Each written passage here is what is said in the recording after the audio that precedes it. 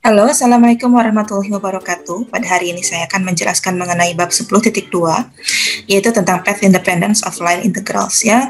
Pada video sebelumnya kita sudah menjelaskan atau kita sudah mendiskusikan mengenai line integrals, yaitu yang tidak lain merupakan integral Riemann, di mana kita menghitung suatu pergerakan partikel dari titik A, misalnya dari titik awal A sampai titik akhir B. Kita hitung pergerakannya, pergerakan sangat kecil atau dr ya, dari awal sampai akhir. Sama seperti ketika kita mempelajari jumlah Riemann di mata kuliah kalkulus. Nah, di sini perbedaannya adalah partikel tersebut memiliki berapa orbit. Kesamaannya adalah titik awalnya di A dan titik akhirnya di B. Path independence ini di sini ada yang namanya domain. Ya, domain tersebut merupakan space atau ruang R2. Kita tidak terfokus pada lintasan-lintasan atau orbitan dari partikel tersebut. Yang kita fokuskan adalah titik awalnya di mana dan titik akhirnya di mana. Oke. Bentuk umum dari path independence itu adalah integral Fr dikali dr sama dengan integral C F1 dx ditambah F2 dy ditambah F3 dz. Dr-nya sendiri itu adalah dx, dy, dz. Terdapat 3 teorema pada path independence ini. Yang pertama, teorema 1, yaitu vektor F merupakan gradien dari F kecil.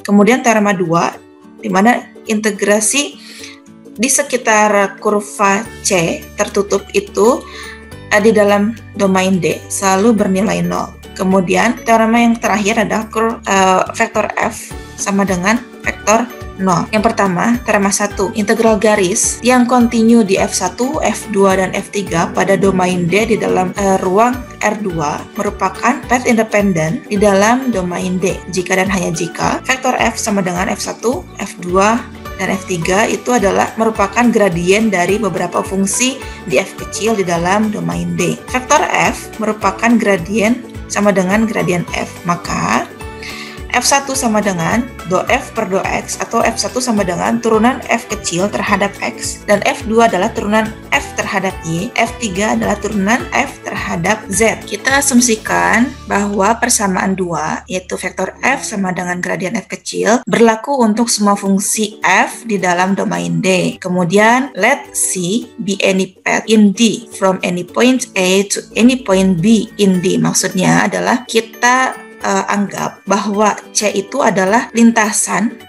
yang mana saja. Tadi kan kalau kita lihat di awal, pada domain D ini ada 4 lintasan yang berbeda, tetapi titik awalnya sama dan titik akhirnya pun sama.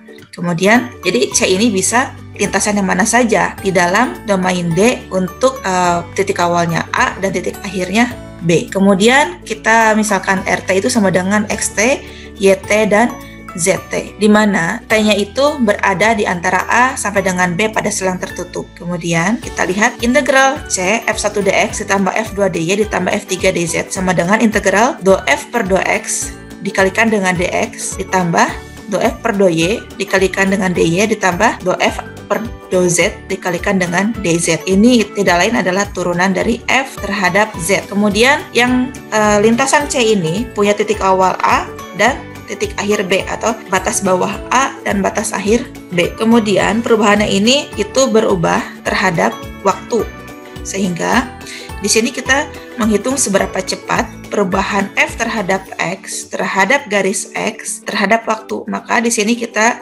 ada turunan dx per dt. Saya ulangi ya, do F per do X itu menunjukkan seberapa cepat perubahan partikel tersebut terhadap X, kemudian terhadap waktu. Kemudian do F per do Y dikalikan dy per dt, artinya perubahan seberapa cepat si partikel tersebut terhadap garis terhadap sumbu Y, kemudian terhadap perubahannya terhadap waktu dy per dt.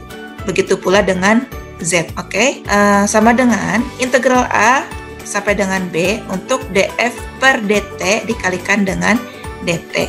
Jadi ini kita singkat, ini adalah df per dt dikalikan dengan dt sama dengan f dikali xt, yt, zt, di mana t-nya itu dari A sampai dengan B. Di sini kalau misalnya teman-teman sudah mengintegralkan, nanti bentuknya akan menjadi seperti ini. Kalau sudah mengintegralkan, kita tinggal masukkan saja nilai-nilai A dan B tersebut. Jadi fxb, YB, ZB dikurangi FXA, YA, ZA.